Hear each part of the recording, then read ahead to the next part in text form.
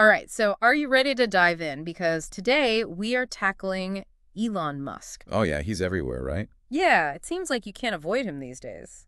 He is definitely one of the most talked about figures of our time, wouldn't you say? For sure. I mean, is Mhm. he a visionary genius or just a reckless billionaire? Well, that's what we're here to figure out. Exactly. We've got stacks of articles and research. Oh, and let's not forget those listener notes. Yes. Thank you for sending those in, by the way. So we're going to try to cut through all the hype and really understand what makes Elon Musk tick.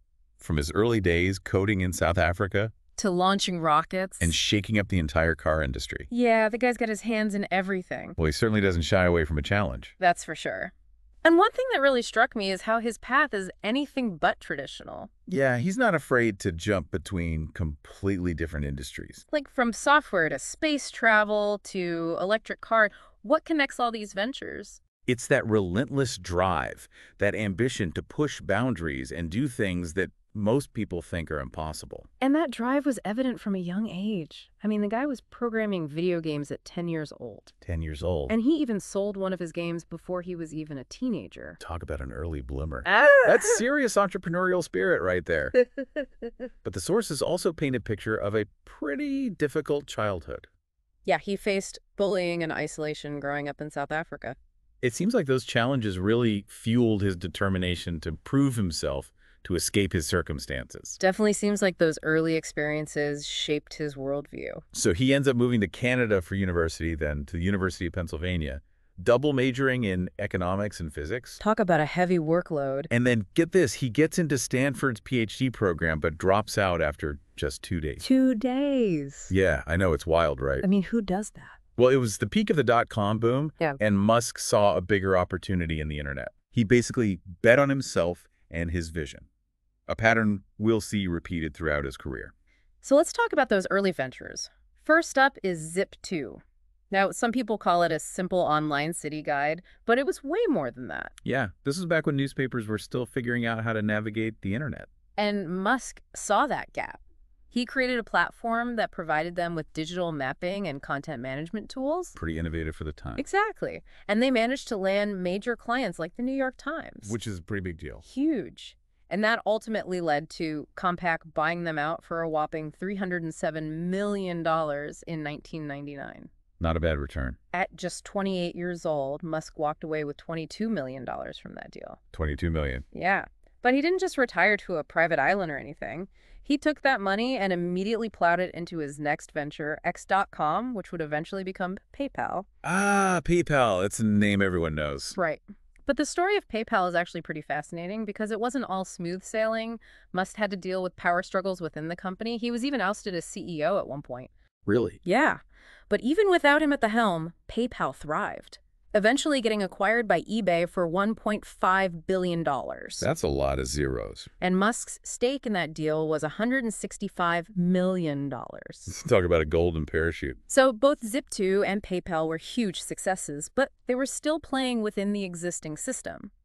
But with his next move, Musk sets his sights on something much bigger, something that could fundamentally change the world. And that's where SpaceX enters the picture. Now remember, this was back in the early 2000s, starting a private space company with the goal of colonizing Mars. That sounded crazy. Absolutely crazy. Most people thought he'd lost his mind. But what sets SpaceX apart is that Musk wasn't just throwing money at the problem. He was tackling fundamental challenges in rocket science, pushing for innovation and efficiency in an industry that had become a bit well stuck in its ways. Yeah, they were using technology from like the 60s. The early days of SpaceX were rough, though. They had multiple failed launches, budget overruns, Wow. not to mention the skepticism from the big aerospace companies. Yeah, they saw him as an outsider, a threat to their dominance.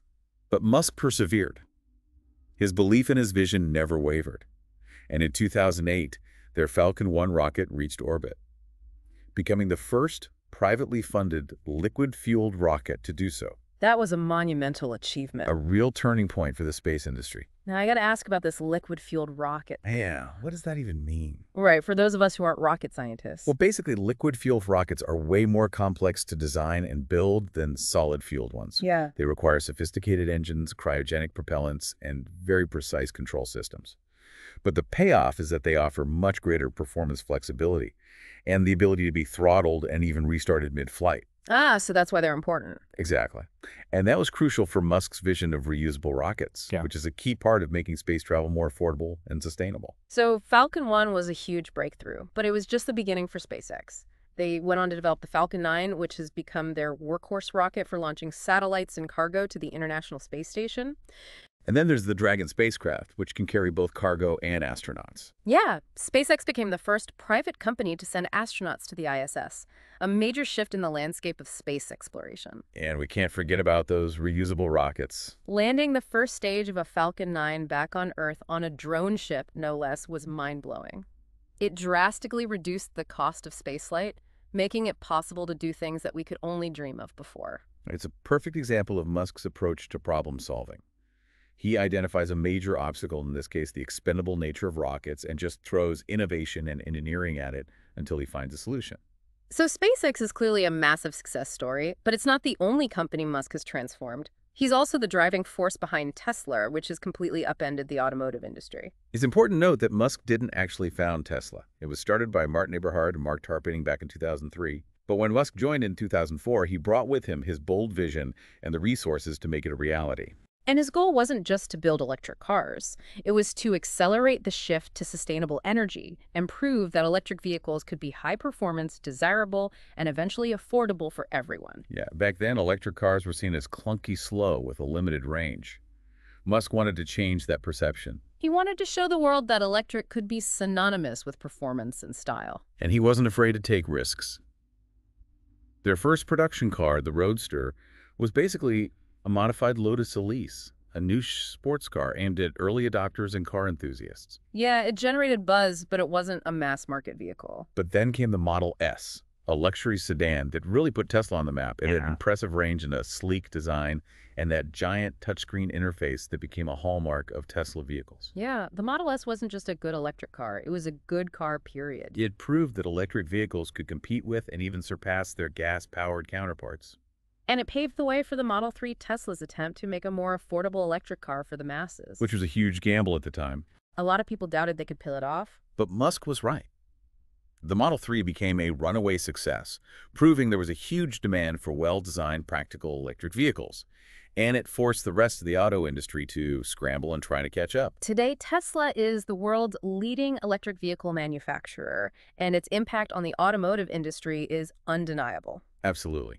But with Elon Musk, it's never that simple, right? Never. There's always another side of the story. And in his case, that other side is often filled with controversy. So we've got this incredible story of entrepreneurial success, pushing boundaries, achieving the impossible.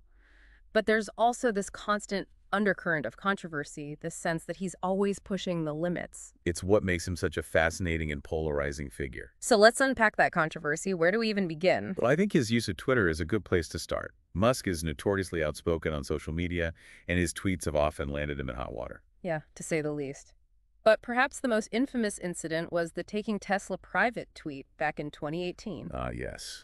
The tweet heard around the world. Didn't that one get him in some serious trouble with the SEC? Well, it did.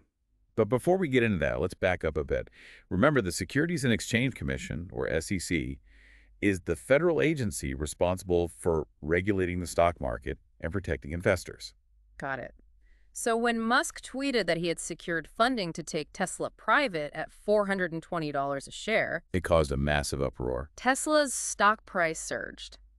Trading was halted, and the SEC launched an investigation. They alleged that Musk's claim about securing funding wasn't actually true. And they accused him of misleading investors and manipulating the market. This was a big deal. The SEC was seeking serious penalties. They even wanted to bar him from serving as an officer or director of any publicly traded company. Wow, so what happened? Well, in the end, they reached a settlement. Musk agreed to step down as Tesla's chairman, pay a $20 million fine, and have his tweets about Tesla pre-approved by the company's lawyers. So that one tweet had some pretty major consequences. It did, and it wasn't the only time Musk's online pronouncements got him into trouble. Yeah, he's been criticized for spreading misinformation about COVID-19, for making inflammatory comments about unions, and for his often erratic and unpredictable behavior on Twitter. And this pattern of provocative behavior goes beyond Twitter. Like how? Well, he's clashed with regulators over safety concerns at Tesla, made questionable business decisions, and generally cultivated this image of someone who operates outside the normal rules. So we've got this brilliant entrepreneur who's achieving incredible things, but also this side of him that seems to court controversy at every turn. It's almost like he's constantly pushing the limits, testing boundaries, and seeing how far he can go. It's definitely a fascinating dichotomy, but let's dive deeper into that Twitter saga, because things get even more dramatic when Musk decides he wants to buy the entire company. The Twitter takeover, that's a whole other chapter in the Elon Musk saga. And one that has had huge implications for the platform, for online discourse, and for Musk's own reputation. It's a wild ride. So let's unpack that in the next part of our deep dive, Sounds good to me. because this story is far from over. So we were talking about Musk and all the controversy surrounding him. And especially his love-hate relationship with Twitter. Yeah, I mean, he's a total power user, right? Oh, totally. Always tweeting.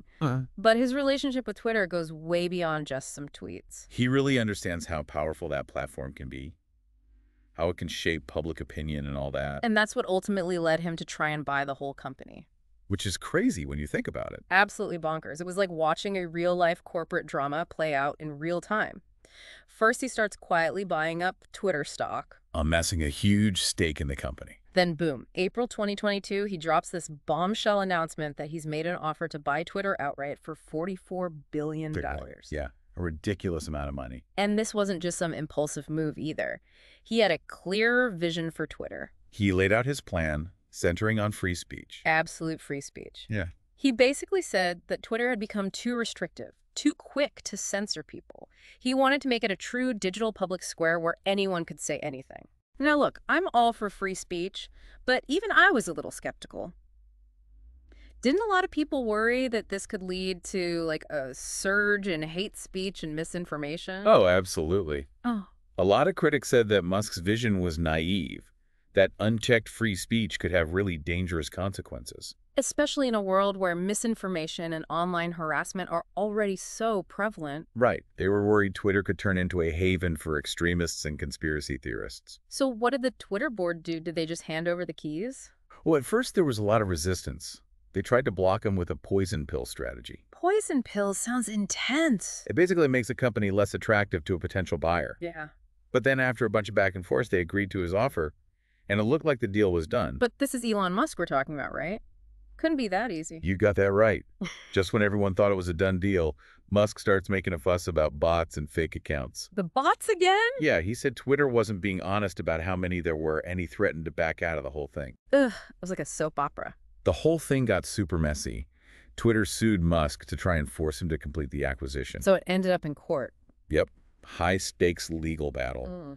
And just days before the trial was supposed to start, Musk does a complete 180 and announces that he will go through with the purchase. I can't believe they actually made it to the finish line. Me neither. So the deal finally closes in October 2022, and Elon Musk becomes the owner of Twitter. And then the chaos really began. Mass layoffs, executives getting fired. It was a whirlwind for sure. Musk wasted no time reshaping Twitter according to his vision. He fired a bunch of top executives, including the CEO and CFO. And he didn't stop there. Nope. He laid off a big chunk of the workforce, too. And he started making all these changes to content moderation policies, right? Like he reinstated a bunch of accounts that had been banned for breaking the rules. Including some pretty controversial figures. Yeah. Yeah, he said those bans were unfair and that they were limiting free speech. He even reinstated Donald Trump's account, which had been banned after January 6th. That was a really controversial move. Yeah. A lot of people felt like it was a sign that Twitter was going to become a breeding ground for hate speech and misinformation. So what happened? Did Twitter actually turn into this free speech utopia that Musk was talking about? It's hard to say. I mean, on the one hand, there was definitely a loosening of content moderation policies, and some people felt like they could finally speak their minds. Good. But there was also a surge in hate speech, harassment, and misinformation, which drove away a lot of users and advertisers. It seems like Musk's vision of absolute free speech clashed with how people actually behave online, especially when you've got anonymity and lack of accountability. Right. It became this huge dilemma for Twitter. How do you balance free speech with protecting users from harmful content? Yeah. Musk basically turned the whole platform into a giant experiment. A very risky experiment. Definitely. It's still too early to say what the long-term consequences of his actions will be. Yeah. But Twitter today is a completely different place than it was before Musk took over. So we've got SpaceX, Tesla, Twitter. It's like Musk can't resist taking on these huge challenges, disrupting entire industries. And there's always that controversy swirling around him. He's always pushing the It's limits. what makes him so fascinating to watch. So we've talked about his business ventures, his public persona, but there's also this whole other side to Elon Musk, his personal life. Which is almost as dramatic and unpredictable as his professional life. Right. Multiple marriages, high-profile relationships, kids with unusual names, a complicated relationship with his own father. It's all a bit of a whirlwind. And it seems like he can't escape controversy even in his personal life. Exactly, and that leads to the big question. What drives this guy? What motivates him to constantly seek out ambition, innovation, and honestly, attention? It's crazy how Musk's personal life is like a mirror of his business ventures. Yeah. Always pushing the limits, multiple marriages, high-profile relationships, and those baby names. Come on. Yeah, you got to admit the names are unique. Unique is one way to put it. But it all paints this picture of a guy who's living life at warp speed, always pushing boundaries, even in his family life. And it ties into this theme that we keep seeing in the research, this almost obsessive need to control how he's perceived, to shape the narrative around himself and his companies. Yeah, I mean, he's constantly battling these competing narratives. Visionary genius versus reckless billionaire. And it goes beyond just PR. Some sources suggest that this drive for control comes from a deep-seated fear of failure. Interesting. Like a vulnerability. Yeah, maybe it stems from those early experiences with bullying, feeling like an outsider. Always having to prove himself. Exactly. Not just to the world, but to himself too. It's a fascinating psychological layer to an already complex individual. So we've got this brilliant, driven, sometimes controversial entrepreneur, but what's the lasting impact of someone like Elon Musk? Well, despite all the controversies and the questions about his motivations, there's no denying that Musk has had a massive impact on the world. He's revolutionized electric vehicles, reignited the dream of space exploration, and forced us to confront the potential and the dangers of rapidly advancing technology. And it's not just the companies or the technology.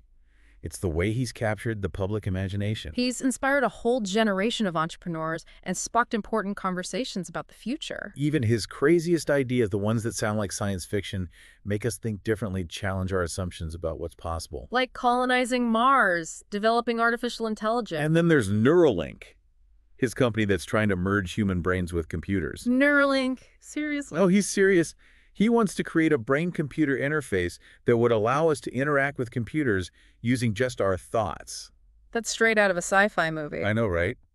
He says it could revolutionize healthcare, help people with paralysis control prosthetic limbs, and eventually enhance human capabilities in ways we can't even imagine. That's both incredibly exciting and a little bit terrifying. Yeah, for sure.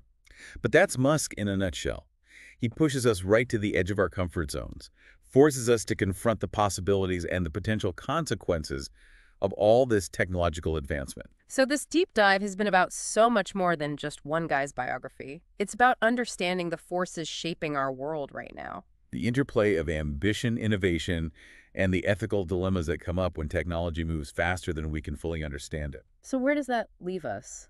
Well, I think we're left with a sense of awe at what Musk has accomplished, but also some concern about some of his choices. And a whole lot of questions about what the future holds. Is he ultimately a force for good or a cautionary tale? Will his ventures lead to a better future or create a whole new set of problems? Those are tough questions, and we don't have all the answers. But what we can say is that Elon Musk is a figure who will continue to fascinate, frustrate, and inspire debate for a long time to come. He's a reminder that the future isn't set in stone. It's shaped by the choices we make, the risks we take, and the conversations we have about the kind of world we want to live in. Well said. And to our listeners out there, we hope this deep dive has given you some insights into the world of Elon Musk, a world that in many ways reflects the complexities of our own time. Keep exploring, keep questioning, and keep those critical thinking skills sharp because the future is happening right now, and it's up to all of us to shape it responsibly. That's right. Until next time, stay curious.